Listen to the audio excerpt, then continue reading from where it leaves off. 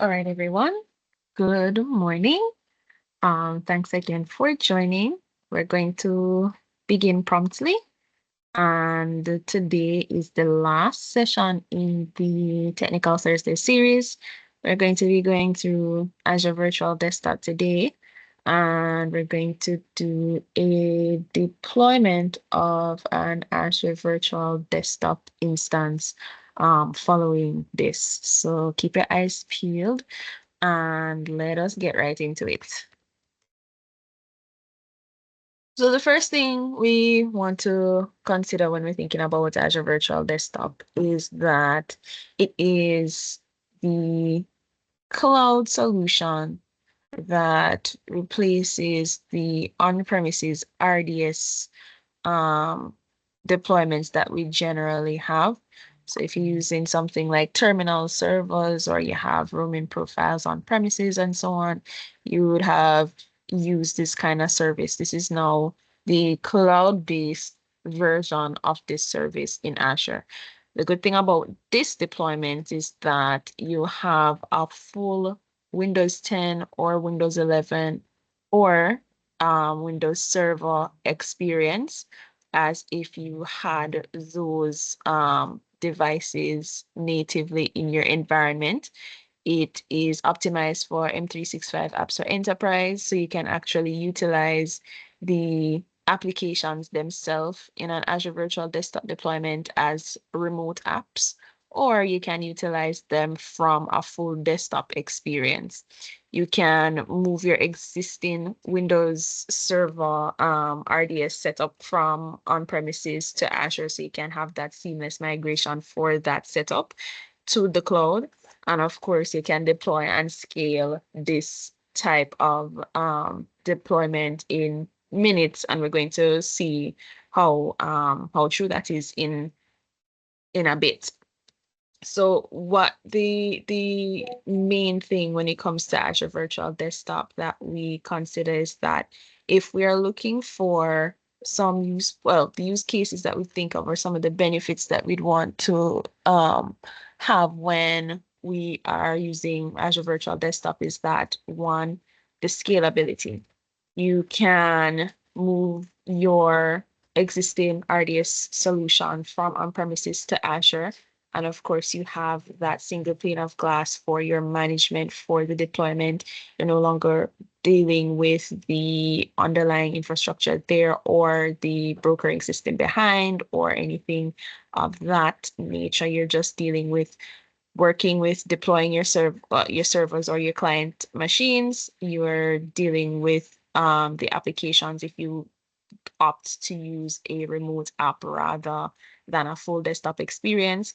And then, of course, with that, you can then take advantage of certain benefits, like with Windows 7 virtual desktops that are still, you can still utilize. You have extended security updates for that. So you pay for the consumption. And of course, it will add in the licensing for you. It is integrated with Microsoft Security and with Microsoft 365. So the good thing about that is if you have eligible licenses with with Microsoft 365, you can actually get to utilize, well, you have the licensing rights to use Azure Virtual Desktop without having to pay for additional licensing for the deployment. So once you do have, say, for example, your Microsoft 365 Business Premium, A3, A5, E3, E5, um, licenses with Microsoft 365, as I said, you can actually utilize the service without having to pay the additional licensing cost on top of that. And so that integration, when you have customers that are already using those services, that is one of the benefits that they can maximize on. And so it's important to take note of that when you're doing an Azure Virtual Desktop deployment.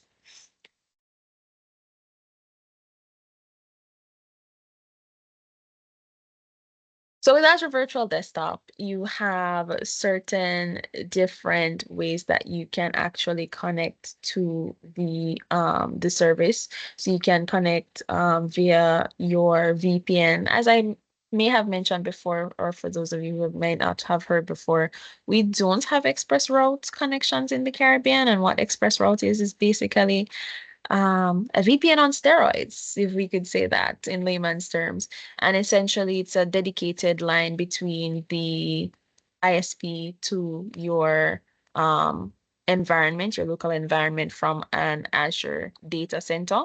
So those would be in the US continents or in Europe continents or a continent where we do have data centers available.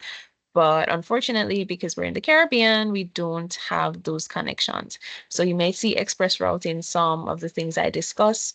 We don't have access to express route in the Caribbean, but we do have VPNs. You can actually also have authentication using your Azure Active Directory or Entra ID now identities, or you can have a amalgamation of your on-premises environment. So if you have line of sight to a domain controller on premises, which you've connected to your Azure environment through Entra ID Connect, you can actually use the identities from on-premises networks to access your Azure Virtual Desktop deployments.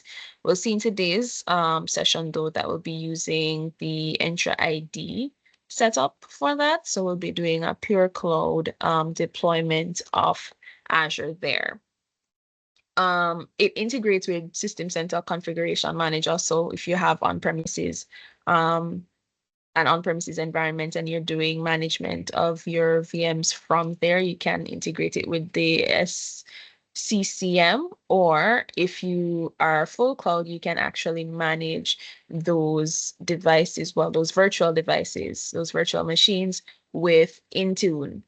And then, of course, it supports running devices on non-Windows operating systems. With Linux thin clients.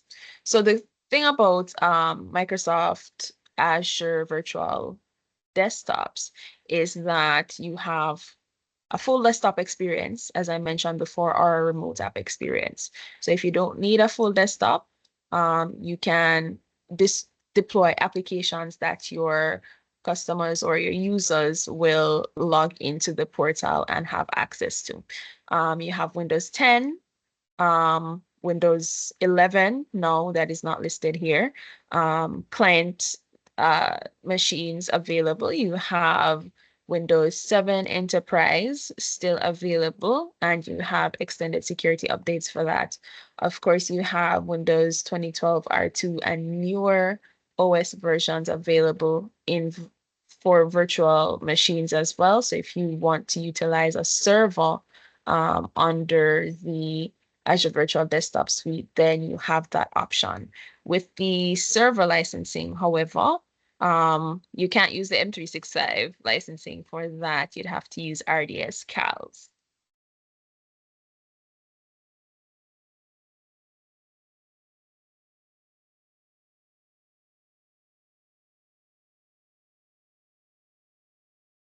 So with the Windows 10, 11 multi-session hosts, you'll find that, as it says, it's multi-session. You can have multiple users logging into the same session, well, the same virtual machine, and they have their own sessions. So it's as if they are the only users on the machine.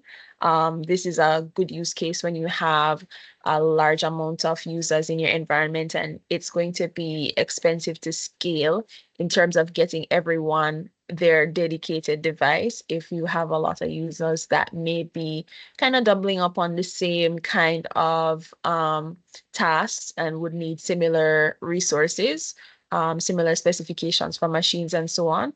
Take, for example, maybe a call center kind of situation where you have users, a large amount of users using the same type of machine, the same type of applications, etc.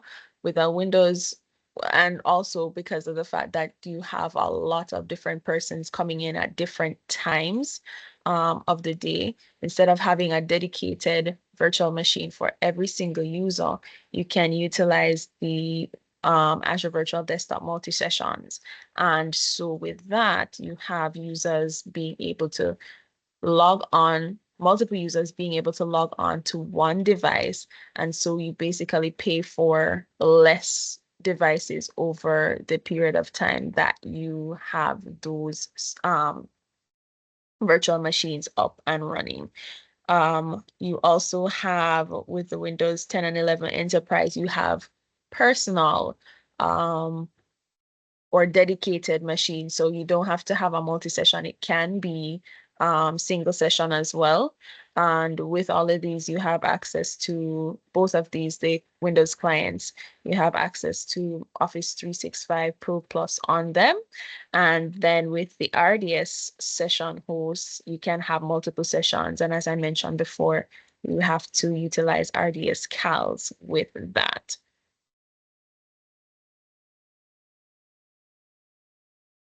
So, just to backtrack, and for those of you who are listening out for the questions that we're going to have later, these are the set of licenses that you can actually utilize with Azure Virtual Desktop.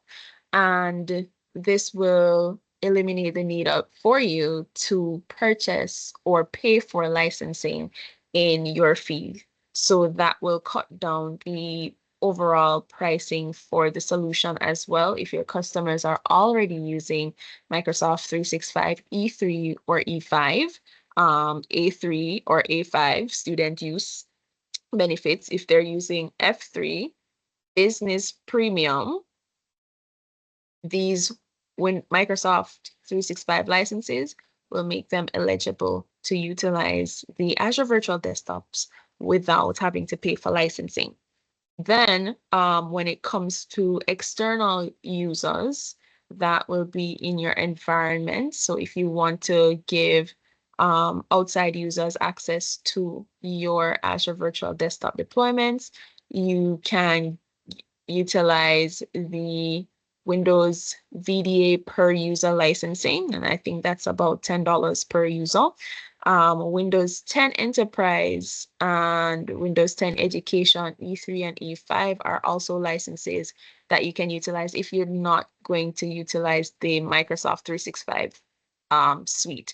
So if you want just standalone licensing for the Azure Virtual Desktop, then you can look to the Windows 10 Enterprise E3, E5, and Education A3 and A5. That was a mouthful, but I hope you took a screenshot of this or something, because when we're having questions later, I hope you can answer. All right, so with the price user access pricing for external users.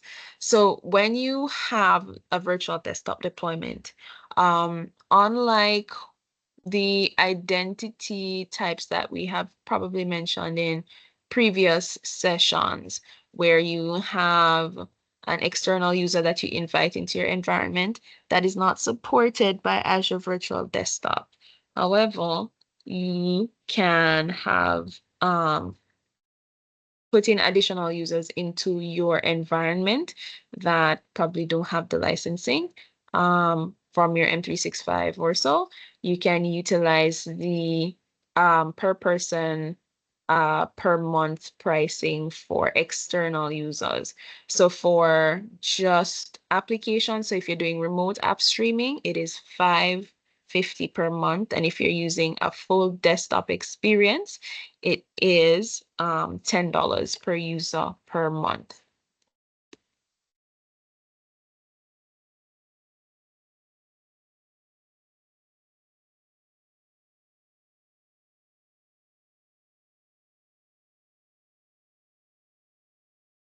Just to give you an idea of another solution that is akin to this, if you probably have heard of it before, it is called the Cloud PC with Windows 365.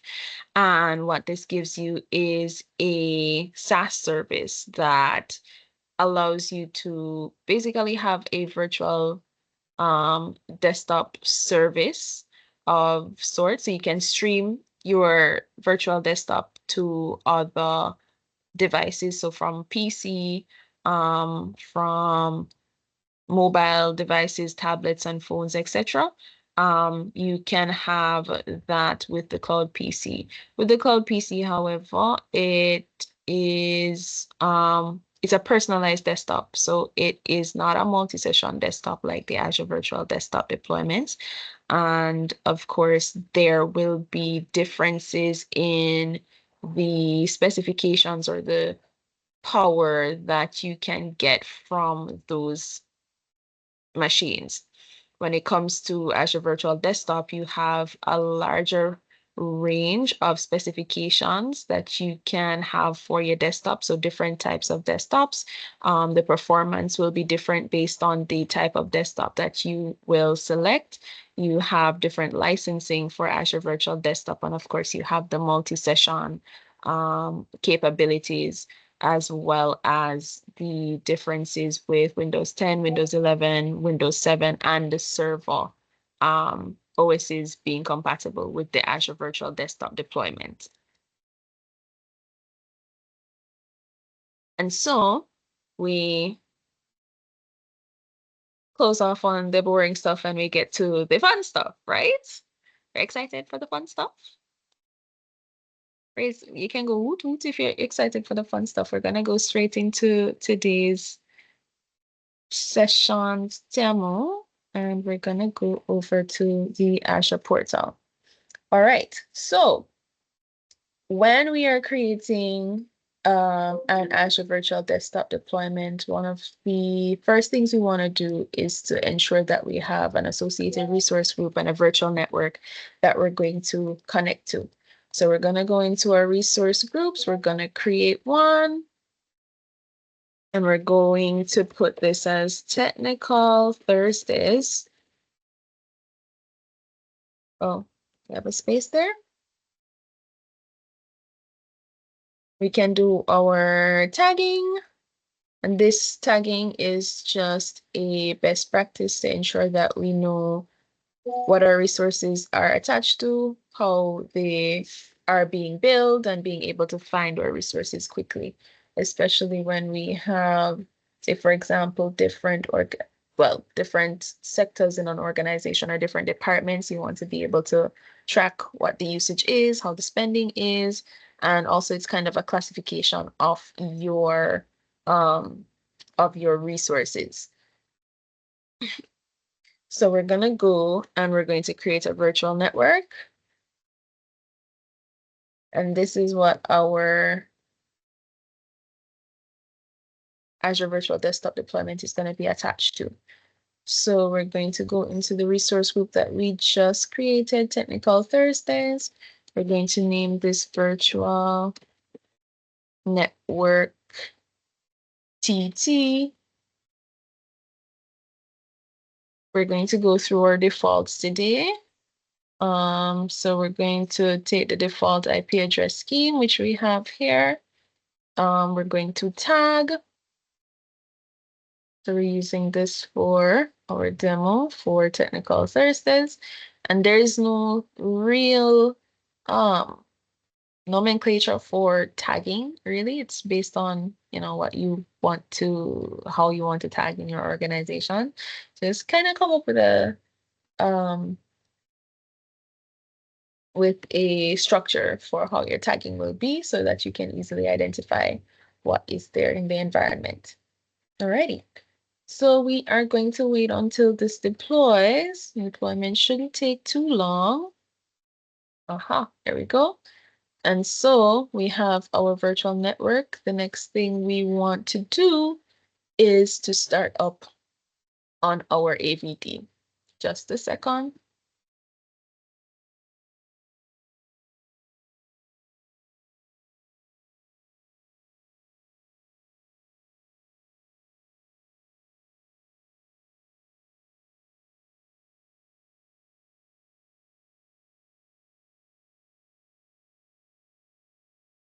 All right, we are back.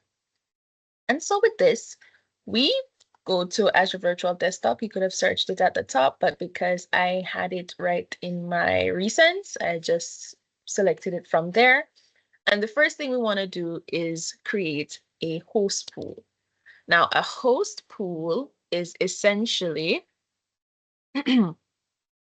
a host pool is a collection of virtual machines. So remember that we had mentioned before that you have a virtual desktop.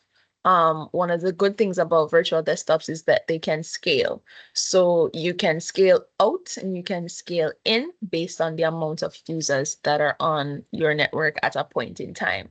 And so what happens there is that if I have 20 users, and I put in a scaling plan to ensure that only 10 users are on any virtual machine at a point in time.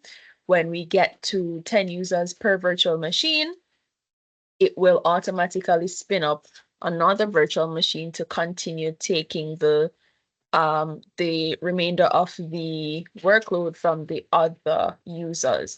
And so you can scale out the resources. And then, of course, when we are complete with that, you can scale back in to save costs and to save, well, really to save costs and save on infrastructure there. So we're going to name this host pool 1. Let's name it host pool 2 because I already have a host pool 1. And we're going to leave the validation environment for now. So you have 2 preferred app group types, and an application group or an app group is a grouping of applications that are available either on the session hosts or within a host pool. So remember, we just mentioned the host pool is a collection of the virtual machines. It can also be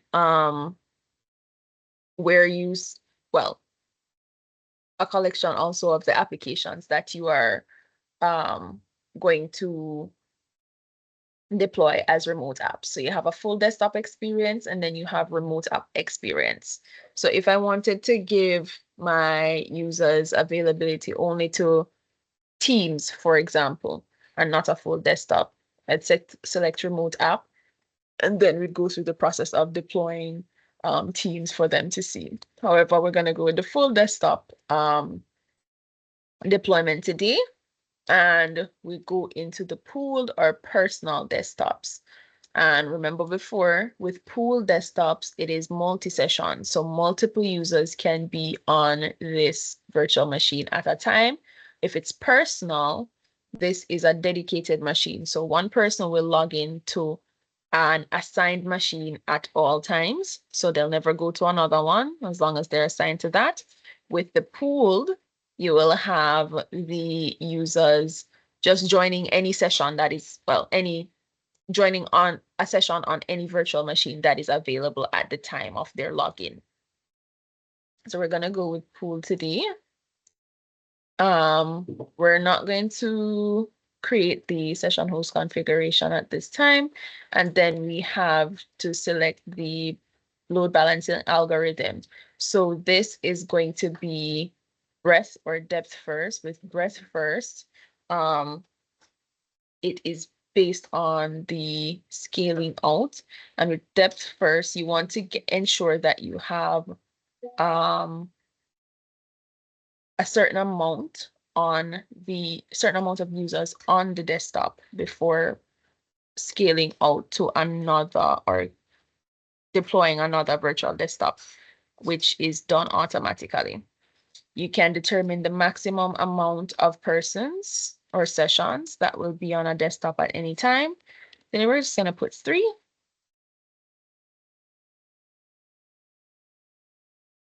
And we can add our virtual machines from here, but I want to add them separately just so you can see the different places that different things that will be involved in this. So let us skip our session host, our workspace. We'll skip the advanced because we won't be doing diagnostics on this right now. We're going to go to our tags. Then we're going to review and create. Let's see if we have gotten everything done. So we're going to create this.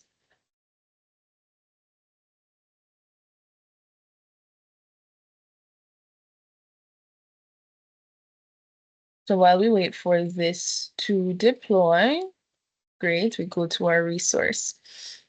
So I want you to take a look at this. So here we'll see the virtual machines or the number of virtual machines that will be a part of our host pool. And these are where we'd be able to connect to. We will see our active sessions, disconnected sessions, pending sessions, and the total amount of sessions that are there. So this is going to be related to the scaling. So if you have more than one virtual machine up and running, you'll see the amount of sessions on a virtual machine. You'll see how many have disconnected, how many are waiting, and the total amount that you have overall.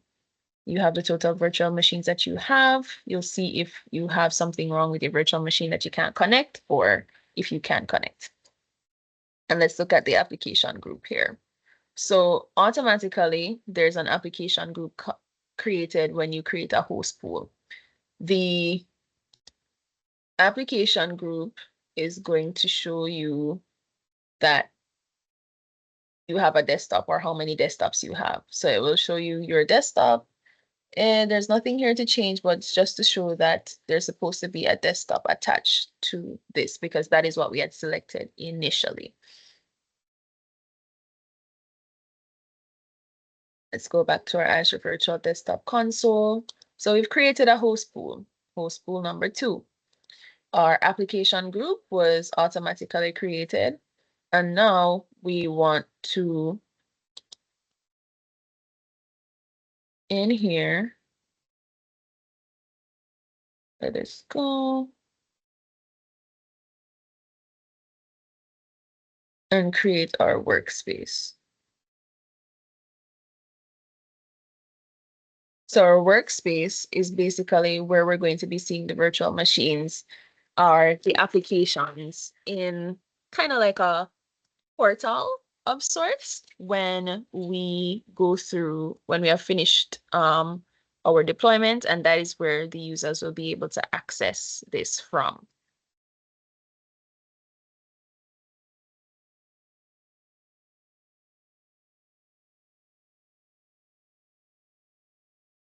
So let's select our Technical Thursdays. We're going to create our workspace, which is going to be called Workspace 2.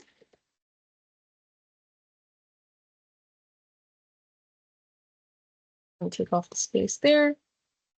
I'll still call it Workspace 2 because that's friendly enough.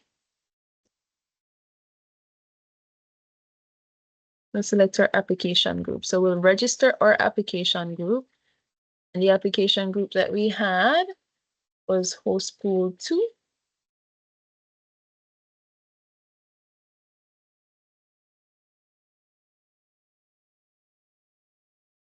We're going to skip our diagnostic settings for now.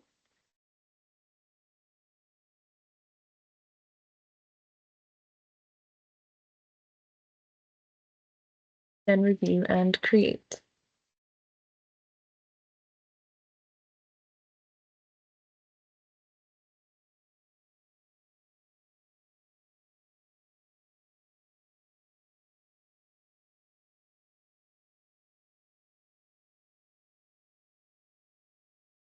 So we see our host pool has been created. Our application groups have been created. Our workspaces are created.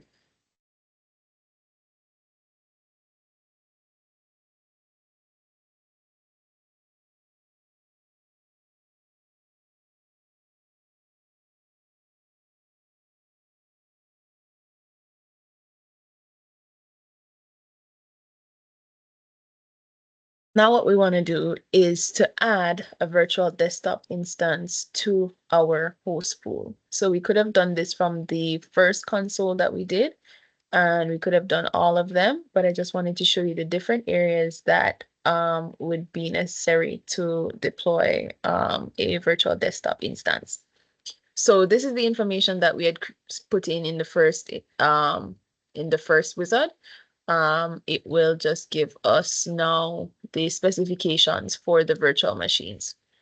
So we're gonna call these VMs Tech Thursday VM, and it's going to incrementally put on some numbering here when there is a scale out.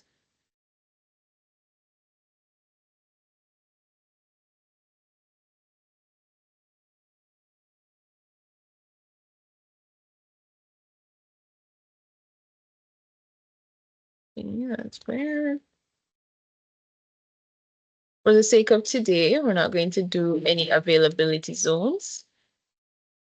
So no infrastructure redundancy. We're going to select our Windows Server session. So we have Windows 10 and 11, Windows Server 22, 2019. We'll go with Windows 11 multi-session. And we will select our virtual machine size. So here we have the full suite of virtual machines that you can select from. I am going to select one that won't cost me 2 arms and 3 legs. So let us select this virtual machine. And we want to have one to start out with. You can select your disk type. So you have premium, standard, and standard SSD and standard HDD. Of course, the performance will go up based on the type that you have here.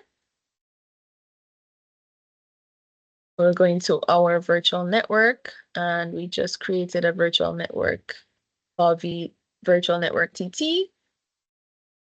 We're going to use the default subnet, and we're going to allow inbound ports. We want to allow RDP so we can get into our session. And for now, you have Entra ID and Active Directory as your directory structures that you can utilize. We have not connected to an Active Directory on premises, which you can, but for this session, we're going to do a full cloud deployment, so we're going with Entra ID. Then we will give the VM an admin account, so we'll call this one Tech Thursday admin. And we'll put in our password.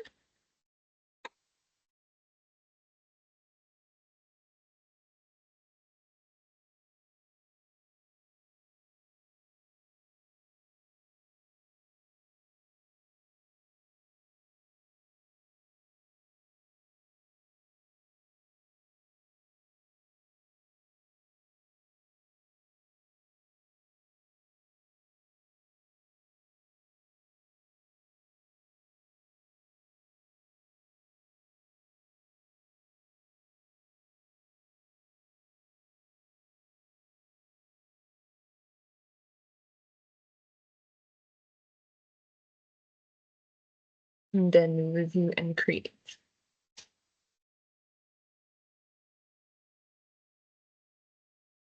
All right, so let's see our issue. Exceeding total cores quota. All right, so let's go back and select another virtual machine.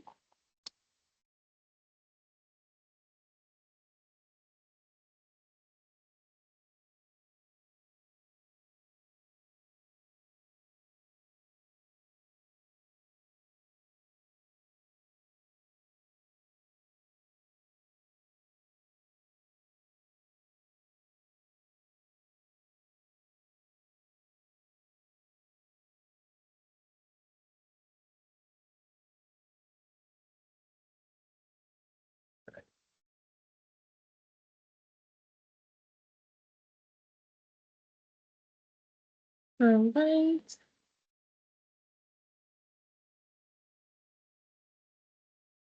So our error that we're getting there is based on the quota per region for vCPUs we have for this environment. So let me just switch this.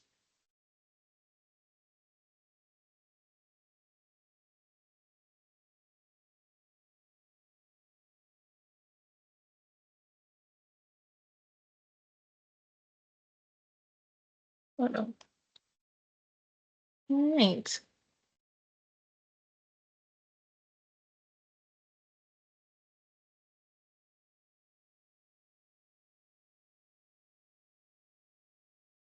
Let's try another one, and if not, we will go to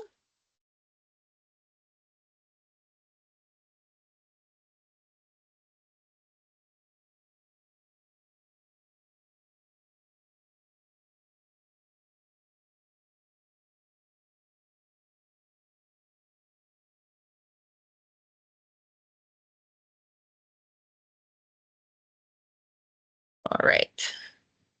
We're having some quota issues.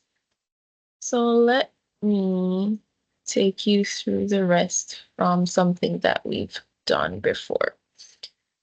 So the next thing that would happen after we have created that virtual machine is that you would now see that virtual machine come up under our application group.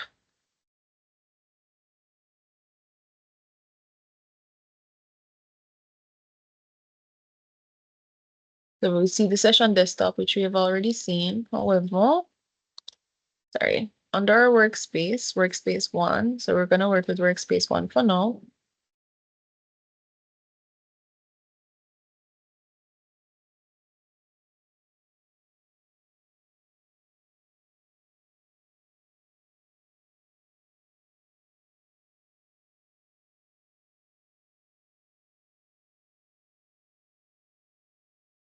So 1 second.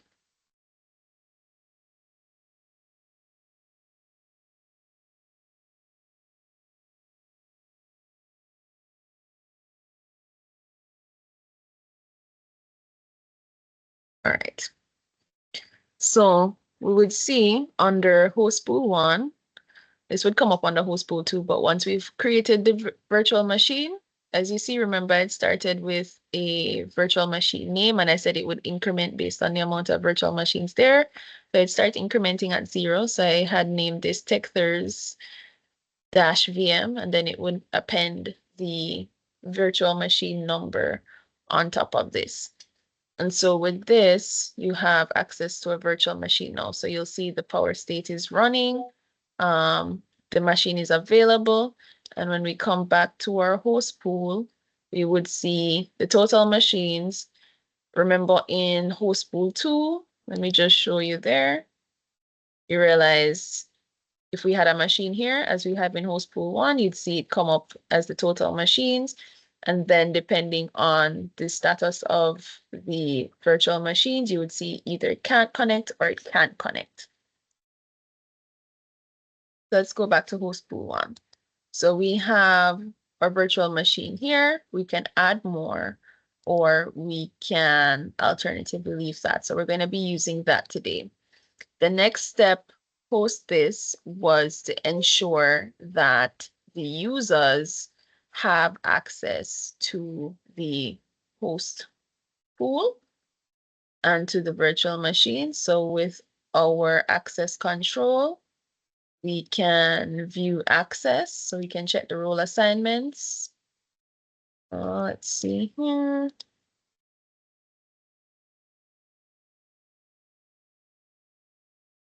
For the users that are in the environment. So host pool 1.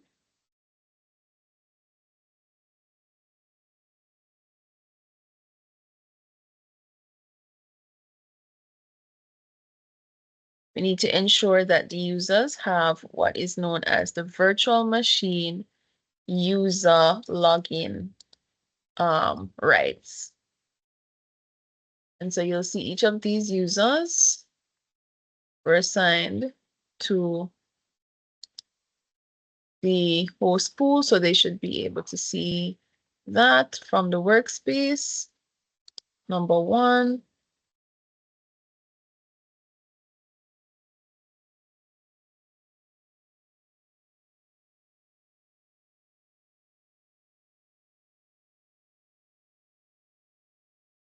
Ensure that we can enable public access. And then, of course, the next thing that we want to do is, now that we have that assigned, let me show you how to do the assignment.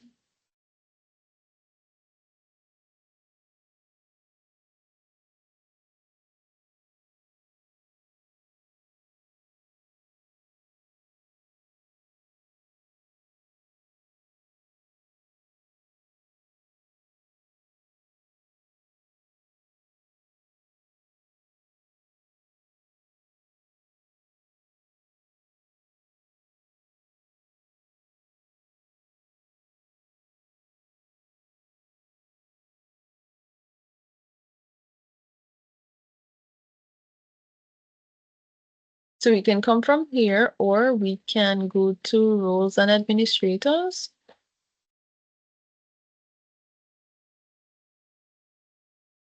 From here, we check the virtual machine, user, login. All right, let's go back.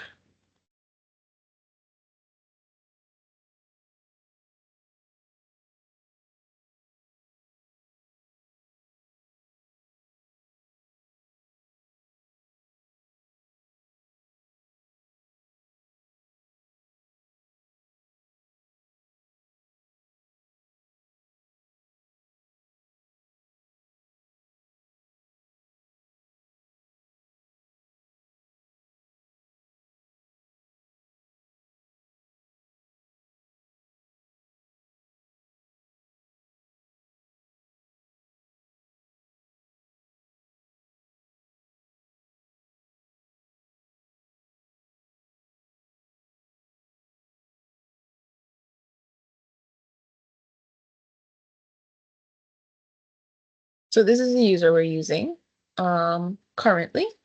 It's not added, so just to show you to all to add there.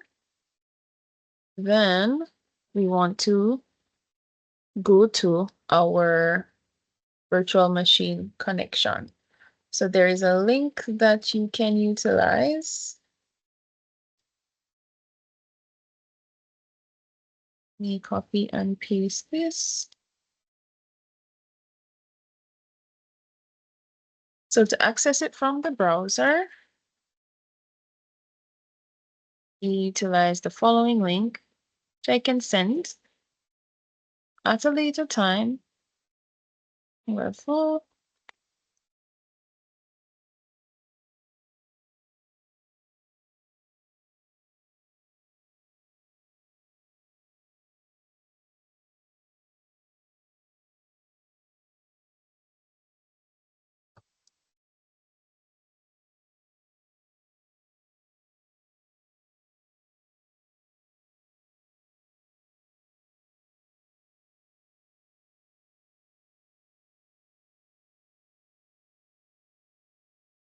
so we had user 1, user 2, and user 3 connected to this. Let's take a look at user 2. So this is known as your workspace. So here is where you'd see the desktops that are available to the user that has logged in, or the applications that are available.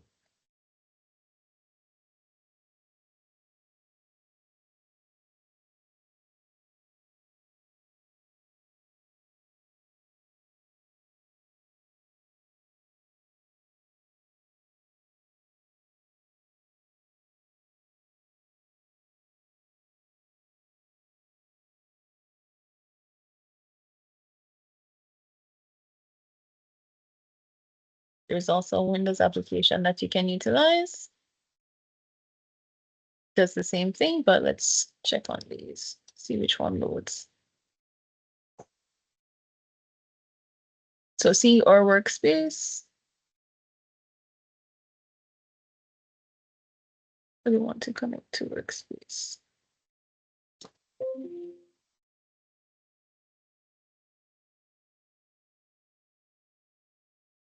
It will show us what we can connect to.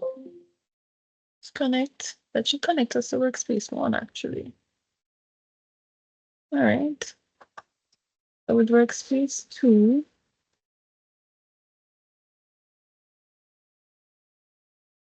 alone.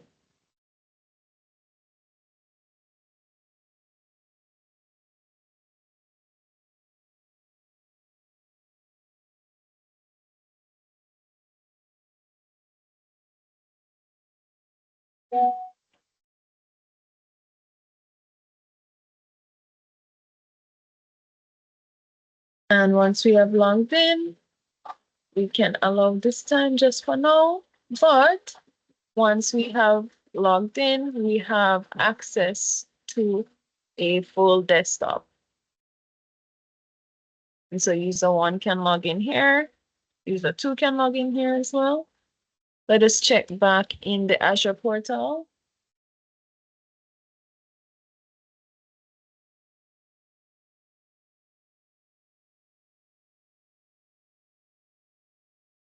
And if we check back our host pool, our application, and let's go to our workspace, the virtual desktop, our workspace.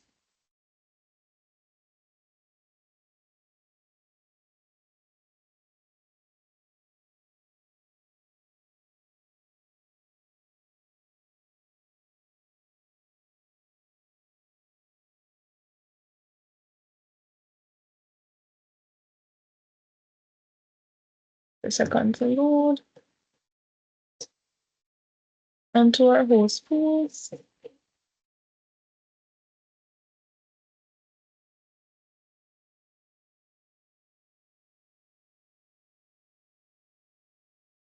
You will see now we have our active session, which is the active session that we just logged into.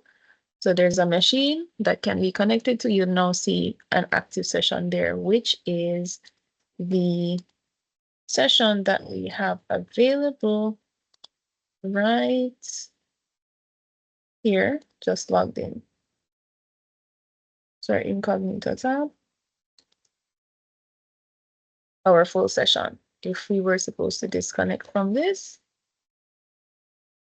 so user 2, we see user 2 is logged in. We're going to sign out.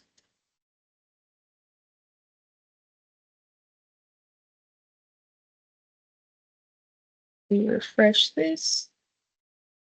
We should see no more active sessions. And so from there, we can check all of our sessions, how many active users are there, and how many are off. It will show disconnected. If the users have timed out pending sessions for those who are trying to log into a VM without success, and then of course the total amount of sessions that are there. And so to simply put, that is how we deploy a cloud-only solution of an Azure Virtual Desktop deployment. Simple, right?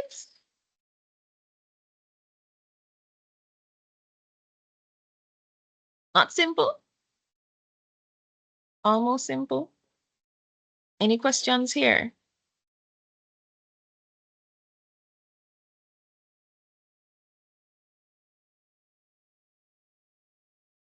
All right, well, if we have no questions, then I would like to thank you guys for joining today's session. But before we go, I would like to congratulate Jamar and Ricardo for being our two participants who have attended every session that has been going on for Technical Thursdays. And with that, you will be receiving from us a $75 Amazon gift card for your diligent participation throughout our sessions. Thank you guys so much for joining, and I look forward to supporting you with all of your Azure opportunities moving forward. Thank you for joining. I hope this prepares you to be able